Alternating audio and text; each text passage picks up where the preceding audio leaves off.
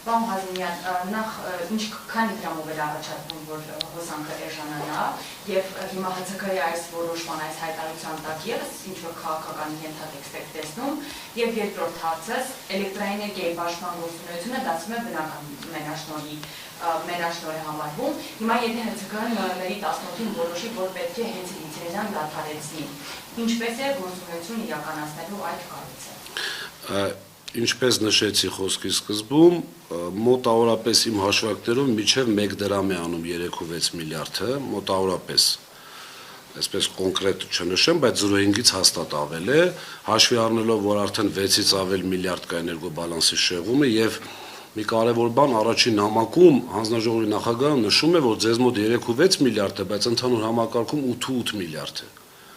Այսինքն, եթե նույն 6 ամսվա շարունակականով գնանք, մոտավորապես 18 միլիարդի կարգի, 17.6 միլիարդ, այսպես խնայողություն է լինում։ Իմ անձնական կարծիքով եւ հետեւելով իշխանությունների գործելավոճին, ես կարծում եմ, որ իրենք հիմա այսպես ձգձգում են որոշակի ժամանակ անցնի, լիցենզիայից զրկեն, որից հետո հայտարարեն, որ մենք եկանք այսպես հրեշտակի թևերով եւ ժողովուրդ ջան եկող տարվա փետրվարից սակագին իջեցնեն իրենց վերագրելով այդ ամբողջը։ Իհարկե, այսինքն նաև չհաշվարկելով թե ինչ կարող է լինել 27 թվականին։ Այս այն մասով, որ ինչպես փորձագետներից մեկը նշել էր, գազի գնման դոլար դրամ խնայողության արդյունքում, երևի տեսել եք դուք, դոլար այդ դրամ փոփոխությունների արդյունքում մոտավորապես 20 միլիարդի տարբերություն էր տվել Գազպրոմում, վերցրել են 13 միլիարդը այս տարի զսպել էին սակագնի աճը։ Այն դեպքում, որ այդ 20 միլիարդով հնարավոր էր գազի սակագին իջեցնել։ Ինչպես նաև եթե բերում էին էներգետիկական համակարգ, կարող են նաև հոսանքի սակագին իջեցնել։ Խոսքս դրա մասին, այսինքն անդադ գումար են պահում իրենց պետք եղած ժամանակին դա իրենց նպատակներին ծառայեցնելու համար։ Ներողություն, երկրորդ հարցը լիցենզիան զրկելուց հետո 3 ամսվա ընթացքում պետք է արվի առաջարկ սեփականատիրոջը չհամաձայնելու կամ անգործություն ցուցաբերելու, չպատասխանելու դեպքում արդեն պետք է ըստ ինձ, այդտեղ էներգետիկայի մասին օրենքը շատ իրենց ձևով է գրված, այսինքն ոչ շատ հասկացվող 60 հոդվածի համաձայն այնտեղ գերակաշահի խնդիր պետք է ճանաչվի եւ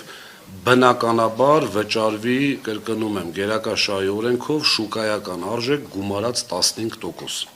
Այդպես է գերակաշահը ճանաչվում, պետությունը գերակաշահ այդպես է ճանաչում։ Անկախ գնահատող, այո, անկախ գնահատողի կողմից տրված, ուրեմն գնահատական պլյուս 15%։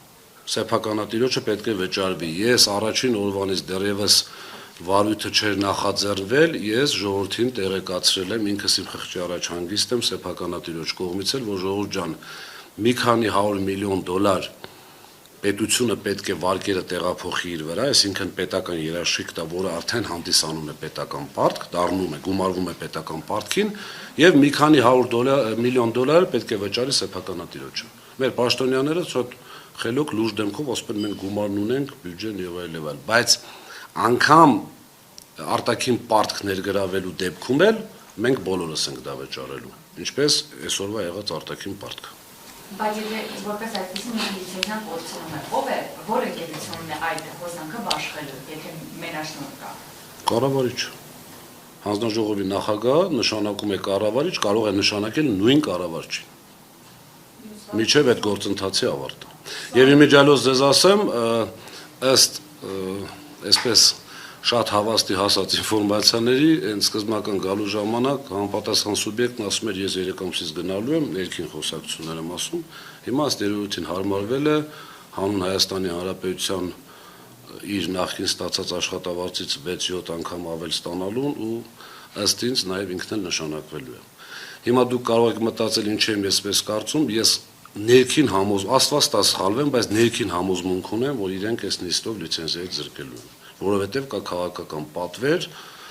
եւ համոզված ներքին նորից համոզմունք ունեմ, որ այդ որոշումը անգամ հանձնաժողովի անդամները չեն գրելու։ Իրենց գրված տրվելու է, իրենք էլ խելոք դա անելու են։ բայց դա իրենց չի փրկում այնքանով, որ իրենց ձեռքով է դա արվում։ Այսինքն վաղը մյուսօր այդ նույն ասույթը չլինի, գիտեք,